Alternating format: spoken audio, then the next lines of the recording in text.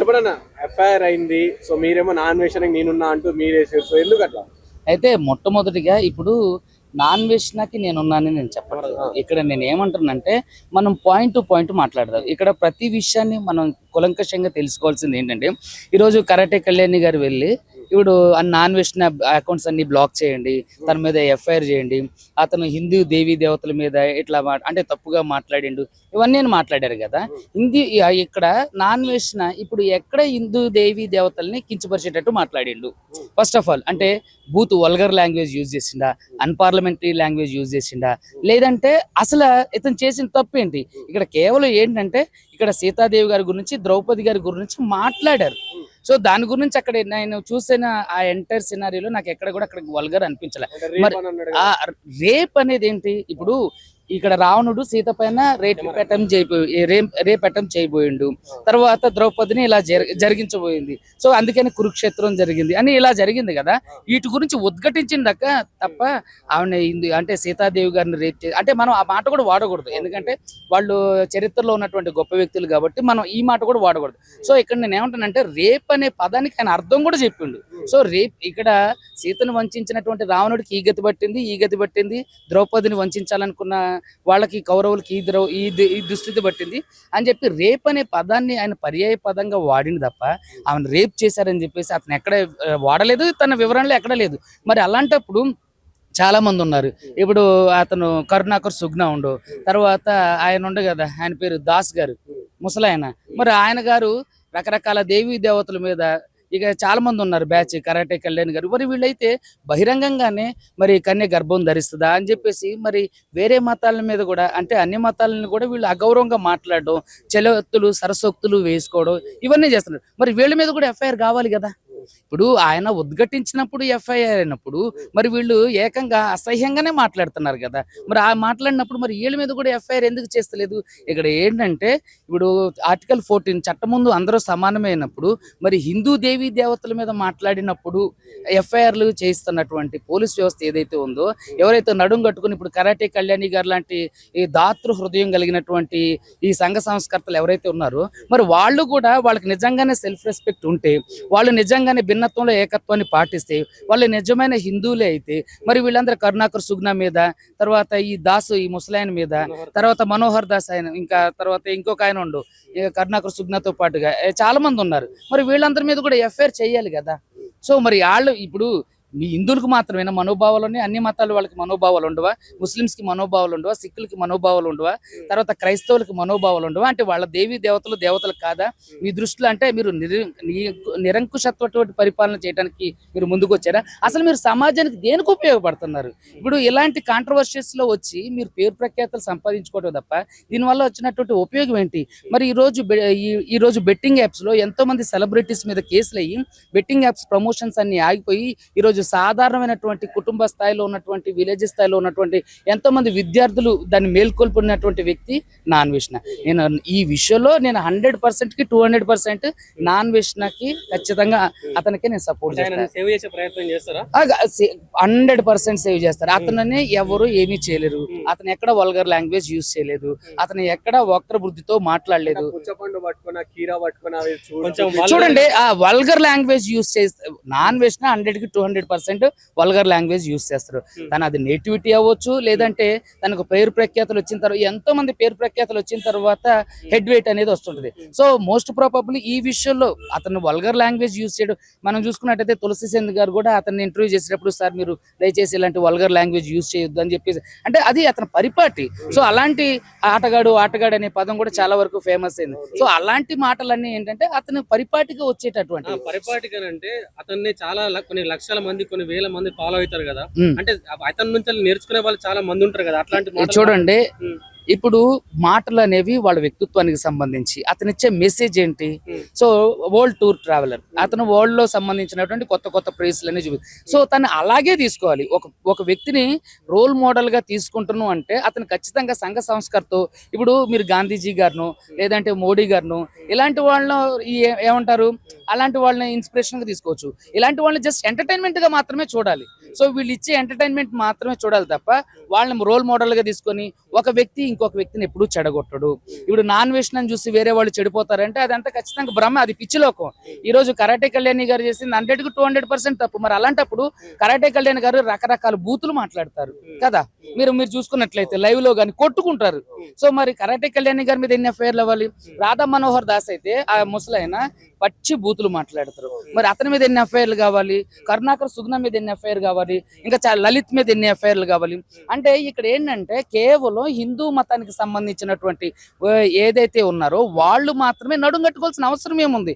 మీరు అందరూ దండుగా వచ్చి గొప్పగా లేనిది క్రియేట్ చేసేది ఏమన్నా ఉందా? లేదంటే గొప్పగా ఏమన్నా మీరు ఈ దేశాన్ని ఉద్ధరిస్తున్నారు మీరేమన్నా?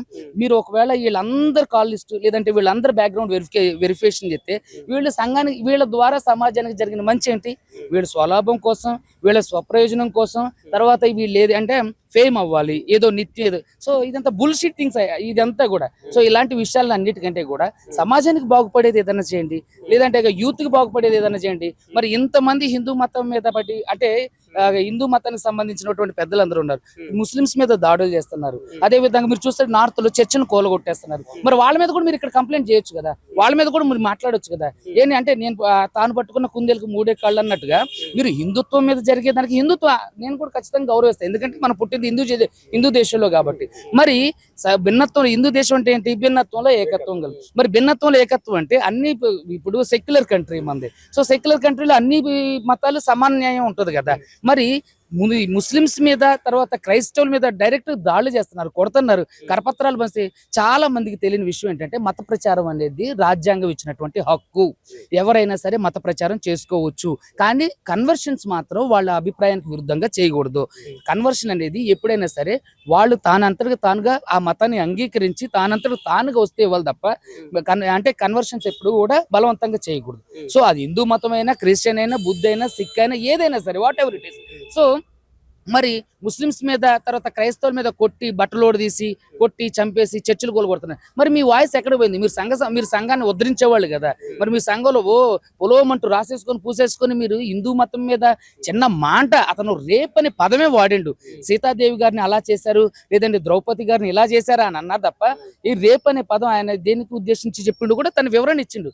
అలాంటప్పుడు ఎందుకు ఇది అంటే వీళ్ళు కేవలం ప్రజల్లో ఉండడం కోసం, ఏంటంటే నిత్యం సోషల్ మీడియాలో ఉండటం కోసం. ఇప్పుడు మన పంజగుట్ట PS లో కేసు వేశారు. అసలు కరాటే కళ్యాణి మీద కేసు వేయాలి. అతను నాన్ వేషన్ అంటే వరల్డ్ టూర్ ట్రావెలర్ కాబట్టి తనకు డబ్బులు వస్తుంది. మరి కరాటే కళ్యాణి గారికి ఎక్కడి నుంచి డబ్బులు వస్తున్నాయి? ఫస్ట్ ఆవిడని వెరిఫై చేయాలి, ఫస్ట్ ఆమె బ్యాంక్ స్టేట్మెంట్లు తీయాలి, ఆమె బ్యాంక్ కి సంబంధించినవి తీయాలి. అదే విధంగా లలిత్కి సంబంధించినవి, కరుణాకర్ సుగుణకి సంబంధించినవి, తర్వాత ఈ రాధా మనోహర్ దాస్ వీళ్ళందరూ కూడా సీజ్ చేయాలి. మరి అలాంటి ఏమండి సెక్షన్లు అనేవి ఇప్పుడు చెప్పుకుంటూ పోతే అది చాలా విడమర్చి ఉంటది. సో సెక్షన్స్ గురించి మనం చెప్పడం కంటే కూడా పాయింట్ ని డైరెక్ట్ చెప్దాం. ఇప్పుడు ఎవరైతే నాన్ వేషన్ ఉన్నాడో ఆయన ఫేమస్ కాక ముందుకు నన్ను చూడండి, నన్ను ఫాలో చేయండి, నేను అది చూపిస్తున్నాను, నా కళ్ళతోనే ప్రపంచం చూపిస్తున్నాను అన్నాడు. రాజకీయ నాయకులను తిట్టినప్పుడు ఎవరు సపోర్ట్ చేయలేదు. రాజకీయ నాయకులను వల్గర్ గా మాట్లాడిండు. అరే చూడండి రా, రాజకీయ నాయకులు నేర్చుకోండి, ప్రపంచ దేశాలు అభివృద్ధి చెందుతున్నాయి, ఇండియా మాత్రం నాశనం అవుతుందని చెప్పేసి ఎన్నో మాటలు మాట్లాడాడు. సడన్ గా ఎప్పుడైతే ఈ హిందూ దేవతల మీద అన్నాడని చెప్పిన కానించలే ఇదంతా స్టార్ట్ అయిందంటారా? ఎట్లా చూడొచ్చు? చూడండి, మరి నాన్ వేషన్ అనే ఒక వ్యక్తి ద్వారానే ఈ రోజు ఇండియాలో బెట్టింగ్ యాప్ల ప్రమోషన్ అన్ని ఆగిపోయినాయి. ఆ బెట్టింగ్ యాప్స్ అన్నిటి మీద రెస్ట్రిక్టేషన్ పడ్డాయి. అవన్నీ కూడా అంటే ప్రాచుర్యం కాకుండా ఆగిపోయినాయి. మరి అలాంటి ఒక వ్యక్తి హిందూ దేవీ దేవతలను కూడా అతను తప్పుగా మాట్లాడలేదు. మీరు ఆ వీడియో చూడండి. సో అంతగా ఆయన వల్గర్ గా దేవీ దేవతల మీద ఏం వల్గర్ గా మాట్లాడలేదు. సో అలాంటప్పుడు దీన్ని ఎందుకు రాసుకున్నారు అంటే ఒక ఫేమస్ అయినటువంటి వ్యక్తి మీద ఈ బయ్యాస్ అన్ని ఏదో ఉండు, అతని వల్ల ఏంటి సమాజానికి ఉపయోగం? సో తను బెట్టింగ్ ప్రమోషన్ చేసిండు, తను కూడా ఈ రోజు మాట్లాడుతుండు. అదే విధంగా కరాటే కళ్యాణి గారు ఉన్నారు. తర్వాత ఏజూడ్ అయినా అసలు ఏజూడ్ ఏంటి? అసలు ఏంటి అతను సమాజానికి ఏం చెప్పాలనుకున్నా? నువ్వు నిజంగానే దేవీ దేవతల మీద అంత ప్రేమ ఉన్నోడివి, చాలా మంది హిందూకు సంబంధించినటువంటి పిల్లలు ఉన్నారు, వాళ్ళని దత్తత తీసుకోండి, వాళ్ళని చదివియండి. తర్వాత అతను వేదాంత్ మీడియాస్ అనే ఆయన అయితే గొంతు చించుకొని అరిచేస్తారు. దేనికి ఉపయోగం? శిక్ష పడదాకా మేము కొట్లాడతామంటున్నారు. ఎందుకు అంటే ఏం చేసిండు? మర్డర్ చేసిండా, మానభంగం చేసిండా నాన్ వేష్? వీళ్ళే ఇప్పుడు మరి అలాంటప్పుడు ట్రాన్స్జెండర్ మనోభావాలు దెబ్బతీసినటువంటి వేదాంతని ఏం చేయాలి? వేదాంత మీడియాని ఏం చేయాలి? ట్రాన్స్జెండర్లు మనుషులే కదా, మరి వాళ్ళని దౌర్భాగ్యంగా మాట్లాడి వాళ్ళంతా ఇదే విధంగా ఉంటారు. మరి అలాంటి వాళ్ళు ఏం చేయాలి? వీళ్ళంతా ఏంటంటే డబ్బులు సంపాదించుకోవడానికి పూటకు ఒక వేషం వేసేవాళ్ళు. సో దయచేసి ఏంటంటే సమాజంలో సెక్యులర్ గా బతకడం నేర్చుకోండి. ఫస్ట్ సమాజంలో సెక్యులరిజం అంటే ఏంటి తెలుసుకోండి. ఫస్ట్ రాజ్యాంగాన్ని చదవండి. మీకు బుక్ నాలెడ్జ్ లేదు కాబట్టి తీసేసుకొని కంటెంట్ ఉంటే వెళ్ళిపోతుంది, వీడియో వెళ్ళిపోతుంది, మేము ఫేమస్ అవరు, జోకర్లు అవుతారు. అంటే ఇప్పుడు ఎఫ్ఐఆర్ నమోదైన నాన్వేషన్ సో అతని అకౌంట్స్ అవన్నీ సీజ్ చేయలేరండి.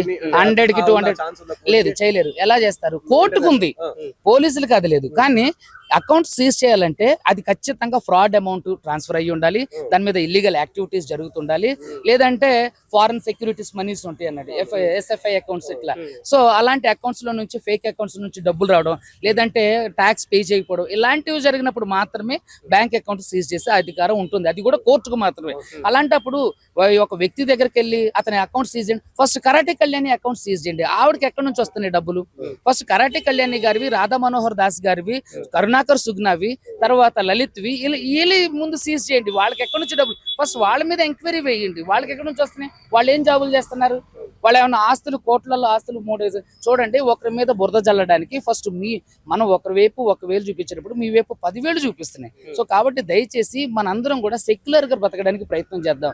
ఏదో పొలోమంటూ అరే ఏదైనా ఒక బర్నింగ్ ఇష్యూ వస్తే చాలు అసలు పొలోమంటూ ఏదో వెళ్ళిపోతుంటారు అందరూ గుంపులుగా. ఏంటి మీ వల్ల సమాజం? మీరేమైనా గాంధీ గారా, లేకపోతే మీరేమైనా నెహ్రూ గారా, లేదంటే మీరు దేశానికి సేవ చేసినటువంటి సీఎంలా, పిఎంలా, లేకపోతే ఏంటి మీరు? మీ వల్ల ఏంటి? మీ స్వప్రయోజనం కోసం, మీ స్వార్థం కోసం, 4 రాళ్ళు వెనకేసుకోవడం కోసం బట్టలు జించేసుకుని అరిచేస్తే సరిపోతుంది అంటారా? ఖచ్చితంగా ఇలాంటివన్నీ అడ్వకేట్ సొసైటీ కానీ, మాలాంటి అడ్వకేట్స్ కానీ ఊరుకోరు. మీరు ఏది మాట్లాడితే అది మీడియాలో చూసేయడానికి పిచ్చి జనం ఎవరో లేరు. ఖచ్చితంగా ప్రశ్నిస్తారు. శిక్ష పడే అవకాశం ఏమైనా ఉందా? ఏం లేదు. నాన్ వేసిన ఏం శిక్ష పడుతుంది? రేప్ చేసిండా, మానభంగం చేసిండా? అతను నిజంగా నాకు తెలిసినంత వరకు చాలా విషయాల్ని కులంకషంగా, అంటే ఏదో అంటారు కదా, కట్టెతో కొట్టినట్టుగా నిర్భయంగా చెప్తుండు. చాలా వరకు చూడండి. ఆయన అన్న దాంట్లో ఏంటి తప్పు? పొల్యూషన్ లేదా? ఢిల్లీలో వెహికల్స్ ఎందుకు సీజ్ చేశారు కదా? పొల్యూషన్ లేదా మన దగ్గర? కరప్షన్ లేదా? కరప్షన్ మన దేశంలో ఈ రోజు అరే హాస్పిటల్ మీరు వెళ్ళండి, ఏదైనా గవర్నమెంట్ హాస్పిటల్కి వెళ్ళండి, స్ట్రెచర్ మీద తీసుకెళ్తే 100 రూపాయలు ఇస్తేనే స్ట్రెచర్ మీద తీసుకెళ్తారు కదా? కరప్షన్ లేదా మన దగ్గర? మనం కరప్షన్ ఇవ్వట్లేదు. ఈ రోజు అక్కడి వరకు ఎందుకు? ఇప్పుడు మేమే ఉన్నాం, మేము కోర్టులోకి వెళ్ళి లోపల ఏదన్నా సెక్షన్ వర్క్ చేయాలంటే ఖచ్చితంగా ఏదో ఒకటి చేయాలి. ఏంటంటే అదొకటి ఆనవాయితీగా, అంటే అనుభవం లేని ఆనవాయితీగా, ఏది లేని ఒక సంస్కృతిగా వచ్చేసేది. సో దాన్ని మనం ఎవ్వరూ ఏం చేయలేరు. సో వీళ్ళు మంచోళ్ళ, వీళ్ళ బ్యాక్గ్రౌండ్ ఏమైనా మంచిగా ఉందా?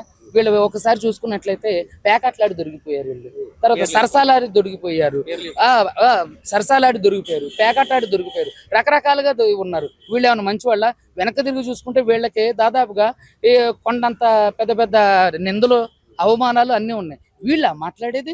వీళ్ళ ఒక వ్యక్తిని కించపరిచేది? వాడి జీవితం ఏదైనా కానీ ఉంటుంది. మీరెవరో ఒక వ్యక్తిని అగౌరవపరచడానికి, అతని మీద కేసు వేయడానికి. కరాటే కళ్యాణి గారి అకౌంట్స్ మీద కేసు. నాకు కరాటే కళ్యాణి గారు పర్సనల్ గా తెలుసు. ఎలా అంటే, నేను హేమ గారిది బెంగళూరు రేవ్ పార్టీకి సంబంధించినటువంటి కేసు కూకట్పల్లిలో వేస్తే కరాటే కళ్యాణి గారికి వేరే అడ్వకేట్, తమన్నా సింహాద్రి గారికి నేను వేసాను అన్నట్టు. సో అప్పుడు ఆవిడ నేను పర్సనల్ గా కలిసి ఆవిడతో నేను చాలాసేపు 1 గంట వరకు కూడా నాతో మాట్లాడింది. ఏం చేద్దాం సార్, ఎలా చేద్దాం సార్ అని చెప్పి వాళ్ళ అడ్వకేట్స్ మేతో కూర్చున్నాం.